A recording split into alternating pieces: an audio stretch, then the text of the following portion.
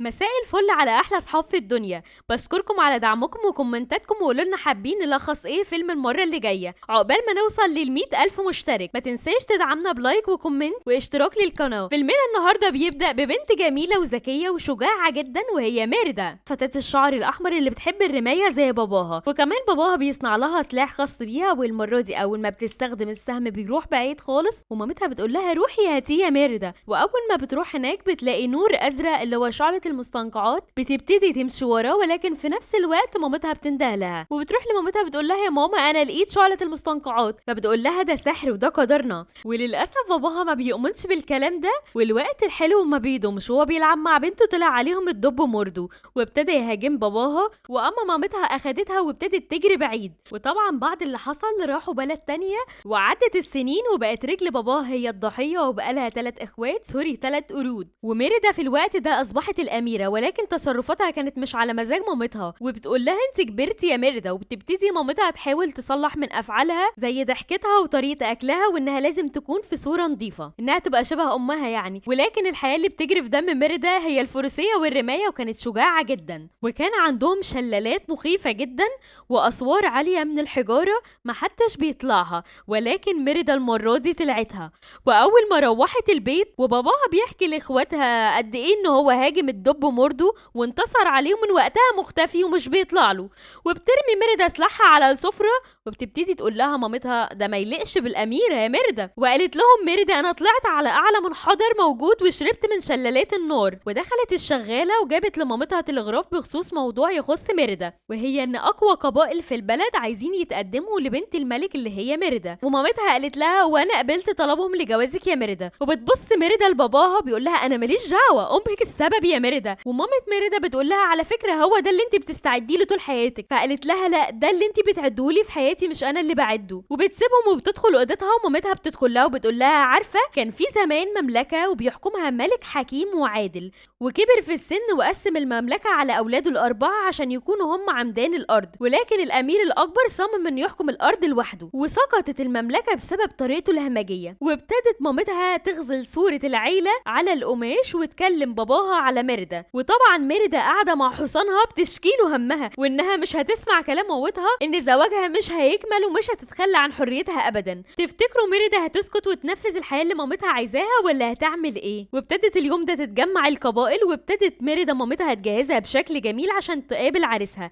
ولكن ميردا مش طايقه اللبس ده لانها مش متعوده عليه. وبيحضروا صاله المسابقه كل العائلات المنتصره، وبيبتدي من اولهم ماكنتوش ومغافن ودنغل، وبيبتدي كل واحد بيتخانق مع التاني بسبب انتصاراته. ومامة ميردا بتديهم محاضرة ان الابن الاكبر بس والمحارب هو اللي يحصل على الملكة الجميلة، ولازم يتحدوا بعض مقابل ده يكسبوها. وطبعا ميردا مش هتسيبهم يختاروا اي حرب، ولكن اختارت الرماية اللي هي بذات نفسها ممتازة فيها. وبيبتدوا يحضروا الحفل، واخواتها القرود مش سايبين الاكل في حاله، وبدأت مامتها وباباها ينظموا الدنيا. وبتبتدي ميردا تضحك من شكل العرسان اللي بيتقدموا لها، وبتبتدي القبائل تنافس بعض في الرماية. اول واحد بيجيبها بعيد وبتضحك عليه ميردا، والتاني بيجيبه قريب من النص، اما التالت جت معاه بالحظ ان هو جابها في النص. وبتبتدي ميردا تشيل اللي على شعرها وبتقطع فستانها اللي مش قادره تتحرك منه، وبتضرب الاسهم وتصوبهم الاول ورا التاني ورا التالت، بيخترق سهم العريس كمان. وقالت لهم انا ميردا الابن الاكبر للعشيره بنزويك. ودخلت ميردا اوضتها، وطبعا دخلت لها مامتها قالت لها انت احرجتيني يا ميردا وسط كل العشائر دي، انا الملكه وانت لازم تسمعي كلامي. راحت ردت عليها ميردا وقالت لها انت عايزاني اكون زيك ومش عاجبك اي حاجه بعملها اللي اكون زيك. وراحت للصوره اللي كانت مامتها بتغزلها اللي هي صوره العيله على قماش، وراحت قطعتها وقالت لها انا بفضل ان انا اموت على اني اكون شبهك. طبعا مامتها اتعصبت جدا واخدت الرمح بتاع ميردا ورمته في النار. ودي طبعا اللحظه اللي خلت ميردا تجيب اخرها وتطلع بتعيط وتجري بالحصان بتاعتها لقدرها. قدرها اللي هو ايه؟ ان هي تلاقي نفسها متحوطه باحجار عاليه وشافت شعله المستنقعات من تاني. وابتدت ميردا تمشي ورا النور الازرق ده لحد ما وصلت لكهف مليان بعرايس خشب ودبب. وطلعت لها ست عجوزه وقالت لها بص اي حاجه انت هتاخديها هتبقى ليكي بنص الثمن. قالت لها ايه ده؟ مكنسه بتمشي وبغبغان بيتكلم،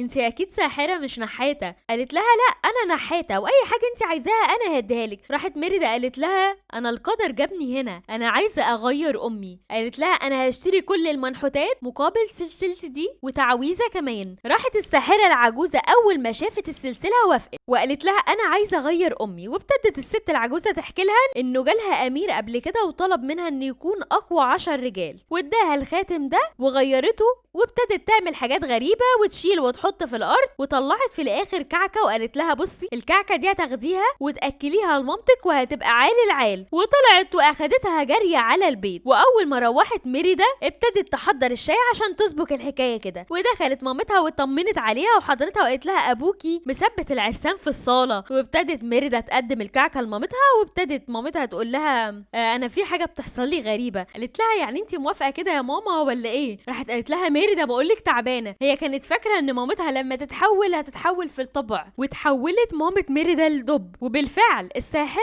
طلعت نفذت كلام ميريدا بالحرف، ما غيرتش طباع مامتها ولكن غيرت ملامحها كلها. وابتدت ميريدا تفهم مامتها على اللي بيحصل وان ده سحر، وابتدوا يفكروا ان هم هيتصرفوا ازاي مع باباها. واما باباها حس بيها وافتكر ان الدب مردو رجع تاني، وطلع طبعا مش لوحده وبدأ يشم ريحة الدب. واما ميريدا ومامتها بيحاولوا يستخبوا، والخدامة شافتها وجريت قالت لباباهم ان ده دب، ما تعرفش ان دي الملكة. واتصرفت ميريدا بسرعة وجابت اخواتها القرود الثلاثة وقالت لهم ان الساحرة عملت كده في امكم ولازم نخرجها، وده مقابل الحلوة بتاعت السنة كلها. وابتدوا اخواتها ان هم يشتتوا انتباه ابوها واللي معاه، ومامتها خرجت في سلام. واما اخواتها شافوا الكعك واكيد ما سابوش في حاله. وراحت ميريدا بسرعه تدور على بيت الساحره والشعلات، واخدت مامتها معاها ولقت الكوخ، ولكنها ما لقتش حاجه موجوده غير حله التعويذه. والساحره سايبه زي رساله مسجله اهلا بيكم لو عايزين حلوى اضغط القاروره الاولى، وهكذا. ولكن ميريدا اتجننت وابتدت تقلب كل حاجه في الحله. راحت طلعت لها الساحره وقالت لها انا في مهرجان ومش راجعه دلوقتي الا بعد فصل الربيع، وقالت لها ستصبح التعويذة دائمة إلا أنت ذكرتي هذه الكلمات: لتغيير القدر انظري إلى الداخل وصلي الرابط الذي مزقه الغرور. وقالت لها هقولك تاني يا ميريدا صلي الرابط الذي مزقه الغرور. وابتدت تحاول ترجعها وما عرفتش واختفى الكوخ تماما. وميريدا قعدت تفكر ايه الرابط اللي هي مزقته،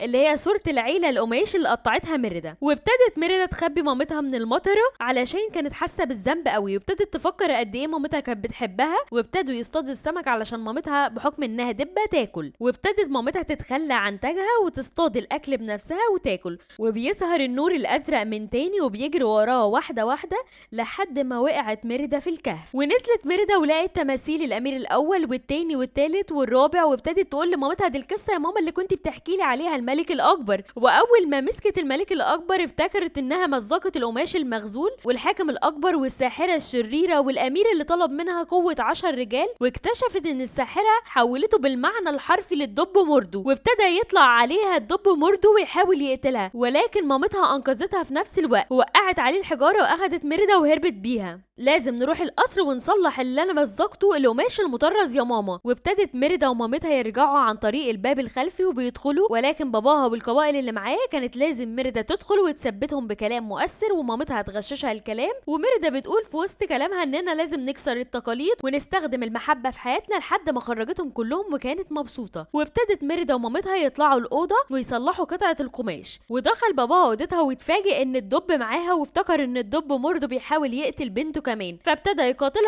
وابتدت مامتها تهرب بسرعه، وميريدا بتحاول تمنع باباها وبتقول لي دي زوجتك، وباباها مش بيقتنع طبعا بالسحر، وابتدى يقفل عليها الباب علشان ما تطلعش. وحتى الخادمه الموجوده في القصر رفضت ان هي تديها المفتاح، واخواتها القرود طبعا هم اللي ساعدوها وفتحوا لها الباب. وفي نفس الوقت مامتها بتجري وميريدا بتصلح القماش اللي مزقته، وركبت حصانها واخدت معاها القماش، واخدت كمان اخواتها القرود وجريت ورا باباها. واما باباها مسك الملكه الدبه وربطها علشان يقتلوها كلهم، ومنعت ميريدا باباها، واقتنع لما ليه اولاده الثلاثه بقوا كمان قرود، وطلع عليهم في نفس الوقت الدب مردو وحاولوا يقتلوه ما عرفوش، لحد ما وصل الدب مردو لميريدا. وروح الام اللي جوه مامتها ما استحملتش وابتدت تهج لحد ما كسرت عليه الجدار الطوب علشان يقع عليه ويموته، وطلعت روح الملك الاكبر منه. وابتدت ميريدا تحط القماش اللي صلحته قبل شروق الشمس ما يجي، وابتدت ميريدا تبكي وتتاسف لمامتها. واول ما جه شروق الشمس على مامتها قالت لها قد ايه انا بحبك، كنت جنبي يا ماما طول الوقت وما تخليتيش عني، انا عايزاكي ترجعي تاني. واول ما جه عليها شروق الشمس اتحولت ورجعت، وحتى الاطفال اتحولوا. وابتدت مامتها تتقبل ميريدا زي ما هي، وابتدوا يرجعوا القبائل لبيوتهم، وهي ومامتها بقى اصحاب.